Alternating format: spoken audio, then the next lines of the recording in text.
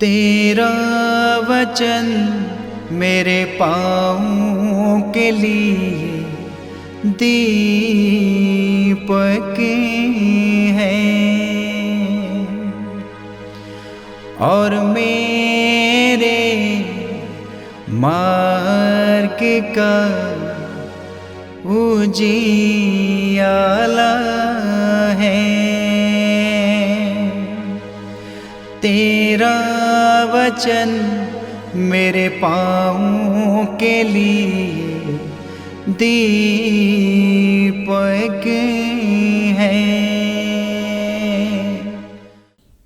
पहला पाठ प्रेरित चरित अध्याय 18 पद संख्या 9 से 18 तक।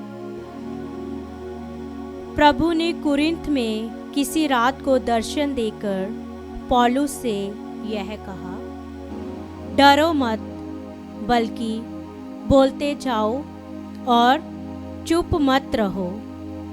मैं तुम्हारे साथ हूँ। कोई भी तुम पर हाथ डालकर तुम्हारी हानि नहीं कर पाएगा, क्योंकि इस नगर में बहुत से लोग मेरे अपने हैं। पौलुस लोगों को ईश्वर के वचन की शिक्षा देते हुए 1.5 बरस वहाँ रहा। जिस समय गलीलियों अखैया का प्रांत पति था, सब यहूदी मिलकर पौलुस को पकड़ने आए और उसे न्यायालय ले जाकर उन्होंने यह कहा, यह व्यक्ति ईश्वर की ऐसी पूजा पद्धति सिखलाता है जो संहिता से भिन्न है। पौलुस अपनी सफाई में बोलने ही वाला था कि गलीलियों ने यहूदियों से यह कहा, यहूदियों, यदि यह अन्याय अथवा अपराध का मामला होता तो मैं अवश्य धैर्यपूर्वक तुम लोगों की बात सुनता, परंतु यह वाद विवाद शिक्षा नामों और तुम्हारी संहिता से संबंध रखता है। यह मामला तो तुम लोगों का है। मैं ऐसी बातों का न्याय करना नहीं चाहता। और उसने उन्हें न्यायालय से बाहर निकलवा दिया। तब सब यहूदियों ने सभागृह के अध्यक्ष सोस्थेनेस को पकड़कर न्यायालय के सामने पीटा, किंतु गलीलियों ने इसकी कोई परवाह नहीं की। पौलुस कुछ समय तक कुरिन्थ में रहा और इसके बाद वह भाइयों से विदा लेकर प्रिसिला तथा अक्विला के साथ नाव से सीरिया चला गया।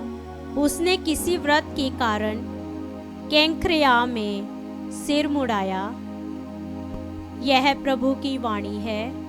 ईश्वर को धन्यवाद। भजन अनुवाक्य। ईश्वर समस्त पृथ्वी का राजा है। ईश्वर समस्त पृथ्वी का राजा है। सभी राष्ट्र तालियां बजाएं और प्रफुल्लित होकर ईश्वर का जयकार करें, क्योंकि वह प्रभु है, सर्वोच्च है, आराध्य है। वह समस्त पृथ्वी का महान राजा है। अनुवाक्य। ईश्वर समस्त पृथ्वी का राजा है। वह अन्य देशों को हमारे अधीन करता है। वह अन्य राष्ट्रों को हमारे पांव तले रखता है। जो बपोती उसके कृपा पात्र याकूब का गौरव थी, वह उसे हमें प्रदान करता है। अनुवाक्य। ईश्वर समस्त पृथ्वी का राजा है। ईश्वर जयकार के साथ आगे बढ़ता है।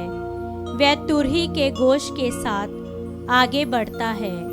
हमारे ईश्वर के आदर में बाजा बजाओ। हमारे राजा के आदर में बाजा बजाओ। अनुवाक्य। ईश्वर समस्त पृथ्वी का राजा है। जय घोष। मसीह को दुख भोगना, तीसरे दिन मृतकों में से जी उठना और इस प्रकार अपनी महिमा में प्रवेश करना था। हालेलुया।